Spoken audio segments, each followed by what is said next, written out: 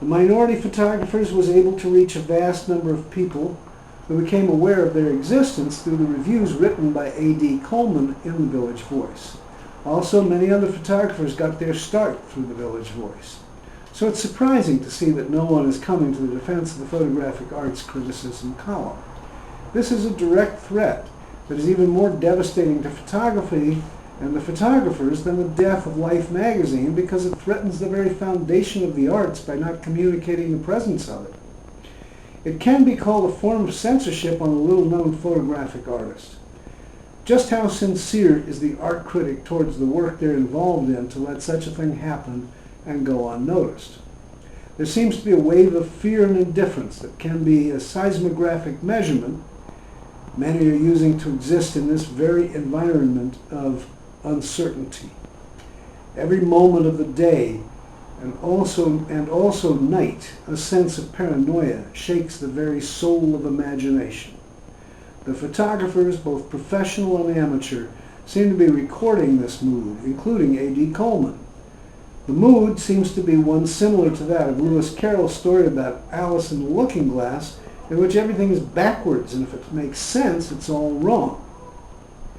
Everyone's thoughts are turning to the looking glass of the past, like some of the reviews that are written about the old photographic artists. A very safe thing to write about, since it seems to be in tune with everything else, which is to say it's fashionable, like the fashion. It would probably be very hard for a person from the 20s and 30s to distinguish between the two times. 1973 is here, and if you bother to look over your shoulder instead of forward, you're apt to miss it. Just like you don't miss the photographic column in the Village Voice. The Person, the Camera, and the Image, Part 26, Logic. The following is excerpted from an interview held on May 8, 1973, with A.D. Coleman, former photographic critic of the Village Voice. His column, Latent Image, was terminated after the March 15th issue of The Voice, ostensibly because of a controversy with his editors over a two-part article dealing with an exhibit organized by Minor White at the Massachusetts Institute of Technology. A.D. Coleman. Around the beginning of March, I wrote a two-part piece on Minor White's Octave of Prayer, which I thought was a very bad and very potentially harmful look. Around the beginning of March, I wrote a two-part piece on Minor White's Octave of Prayer, which I thought was a very bad and very potentially harmful book to a lot of people, and I felt it needed some kind of counterstatement. And recently he asked people to send in work that he sequences and puts a text to, and so on. In this particular case, the thing is, if you've read Minor's things over the years, he's gotten increasingly mystical and religious in his approach to the medium, which is on a certain level okay and doesn't disturb me, but in this particular show and in the book, he gets religious in a way I find very disturbing. He did things, I found this out subsequently, in the show, like taking photographs by different people that were submitted and matting them all onto the same mat in cross form and putting little religious epigrams next to them and stuff like that.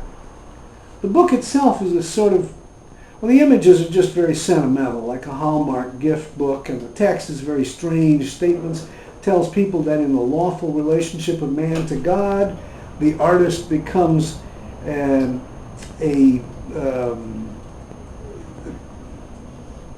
in the lawful relationship of man to God, the artist ceases to rebel, and he sounds sort of like a 16th century Jesuit theologian.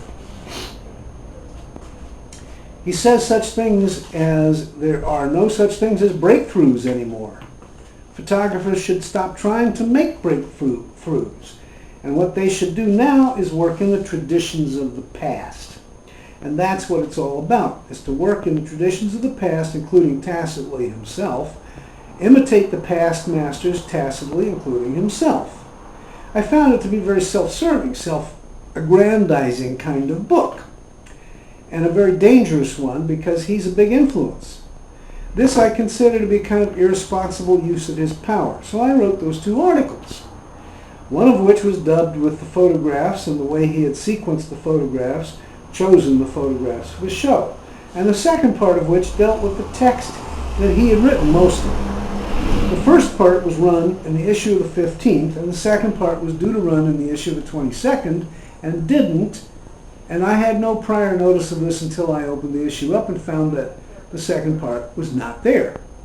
I should add, by the way, that I consider this to be one of the most important articles that I've written from my standpoint. It's one of the most important statements that I've made critically, one of the most critical stances I've made. So I was very upset when the second part wasn't there. I came over here after I had gotten the voice and had gotten a letter from a substitute editor, not by the regular editor, who was on vacation, which said, "Dear A.D. Coleman, I've been trying to get you on the phone last week and today, but unfortunately never get any answer. And I haven't seen you here. I'm doing Diane's job," that's my regular editor, Diane Fisher, "while she's away. I can't run the second piece on Octave of Prayer as it stands. It's too long. It's wildly lacking in perspective. You quote his insanity in stupefying length. You sound like an hysterical cultist. In this piece, this is the second one, you don't even say what Octave of Prayer is, a book or an exhibition. Anyway, not being able to get through to you, I tried with the presumption born of deadline to cut the piece, but it's not possible, so I'm simply not running it. Let me hear from you and we'll figure out what to do." Now, I found this a very peculiar letter to get because, you know, as a columnist of 5 years standing, and the implications of it seem to be that they can't run the piece as it stands. It's wildly lacking in perspective and sounds like the work of an hysterical cultist. Well, that seemed to imply very specifically that I was to tone this piece down. Very straight put. Alex Harsley. So, this is the first time you actually ran into this particular kind of situation? Coleman. Yes, this is the first time anything like this has happened to me at The Voice. What was happening from my point of view was that I was being insulted and abused by a substitute editor. So I wrote back a very angry letter to him explaining that I didn't see where he got off, describing the piece that way. But even if it was hysterical, and even if it was wildly lacking in perspective, it would seem to me that was my function to be that way and to go off the deep end. I couldn't understand how he could run the first part of the piece and not run the second part. It seemed incredible. Had he held both pieces and held the whole thing intact and not running any of it until we get it straightened out, then I would have had a kind of acceptance of that. But to run the first part and then to interrupt it, therefore to weaken the series, was a very damaging thing as far as I was concerned.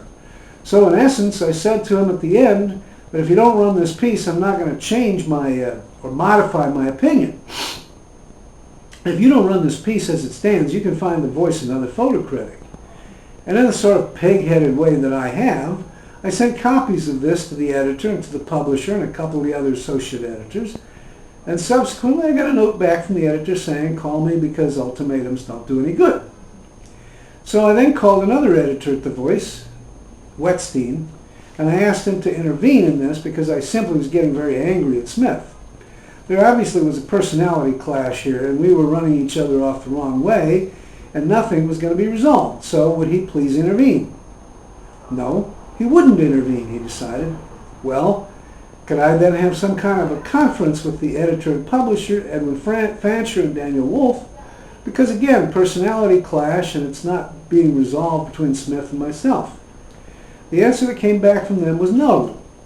They didn't care to have a meeting with me, and they decided that they were going to uphold Smith on the basis that an editor had the absolute right to cancel a piece like this, even when he didn't care to have a meeting with me.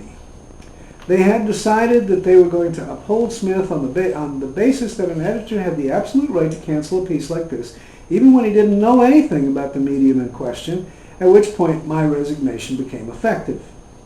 Harsley. Could this be considered an artist's quarrel with his employer? Coleman. That's the way it seemed to evolve. Initially, it had, to me, very specific sensorial overtones. It seemed like a censorship case. Subsequently, what it came down to was a more complex situation. After that, I wrote into the letters to the editor column explaining what had happened from my point of view and asking people to write in. Not to save my job, because I had resigned, but to make sure that that space stayed open. Was this letter in the paper? Harsley. Was this letter in the paper? Coleman. And they refused to run this letter, my letter to the editor, so I called up. Again, the same fellow, Ross Wetstein, who's in charge of the letters to the editor column, among other things, and I asked why the letter to the editor wasn't there. He said, "I've written you a letter explaining why the letter wasn't there. Why don't you come over and pick up a copy of the letter, because I don't want to paraphrase." So I went over, and when I did, I could see why he didn't want to paraphrase it, because it was a very carefully worded statement which said that if I thought that censorship was an issue here, then obviously I was hysterical, wildly lacking in perspective, and kind of insinuated on top of that that I was an arrogant prima donna. He concluded by saying that because they felt that censorship was not the issue in this case, that it would be a lack of editorial judgment for them to run that letter, and were therefore going to censor my letter. Harsley. So actually they seem to be trying to undercut you in all perspectives. Coleman. Yeah, I've been literally blanked out, totally blanked out of the pages of the Village Voice. This was so incredible to me that they're actually going to give me a piece of paper saying this. I wanted to talk to somebody in charge just to make sure that they really know what they're saying. So I went up to see Ross Wetstein, who had written the letter, and he said yes, that was to be their position. I explained to him why I felt that this thing wasn't my fault. He was kind of acting. In the letter, he kind of indicated that from their standpoint, all this was my fault. It was as though his first letter here hadn't existed. It was as though this first letter here hadn't existed. As though this guy hadn't written me an insulting letter, but as though the whole thing had started when I wrote back to him angrily. So I explained to him that there was this first letter, and it was the first letter that had made me angry. That's why it all started, because of this first letter. And as far as I was concerned, this first letter did certainly imply at least that there was some kind of censorship involved. So he said, well, do you want to have a meeting, finally, with this editor and publisher? So I said, sure, why not? The next day I ended up having a meeting with the editor and publisher, and they too were acting as though this first letter didn't exist. When I finally forced them to acknowledge that it did exist, they tried to get me to believe that when he said that the piece was hysterical, he meant that he wanted one or two revisions for style reasons, and when he said it was wildly lacking in perspective, what he meant was that I should make a few cuts here and there for reasons of space, which is more double talk. At this point, it was becoming kind of obvious that there was something else going on, and I didn't know what it was, and I'm not very good at politicking. So I couldn't psych it out, but there was obviously something else going on. Harsley. Supposing you had made the necessary changes. Coleman. Thing is that he didn't ask for changes. I'm always willing to make revisions, as I made it very clear to them at this meeting over and over again, about 3 times. I have no objections to making any specific revisions. The man never asked me for any specific revisions. The only specific revisions he suggested are some cuts for length, which is something I would have been willing to do. I didn't object to that. It was the notion that I was going to have to change my perspective that bothered me, and that presuming I was going to have to do something to change what he felt was this hysterical tone, which meant to me I was going to have to modify my opinion. So I made it very clear to them that I was always willing to make revisions and cuts, and that wasn't the issue. The question is, would I have to change my opinion? They wouldn't or didn't want to deal with the issue that way. What they wanted, they were trying to defuse this letter as a functioning part of the whole interaction and consequently lay the whole thing on me. And then at one point, Edwin Fancher, the publisher, said a very interesting thing. He said, a total non sequitur, "You know, Alan, you're one of the few voice columnists who's privileged to be allowed to write another column elsewhere, but writing a regular column for the Voice." Now, I didn't say to him, which I might have, that I didn't. That's it.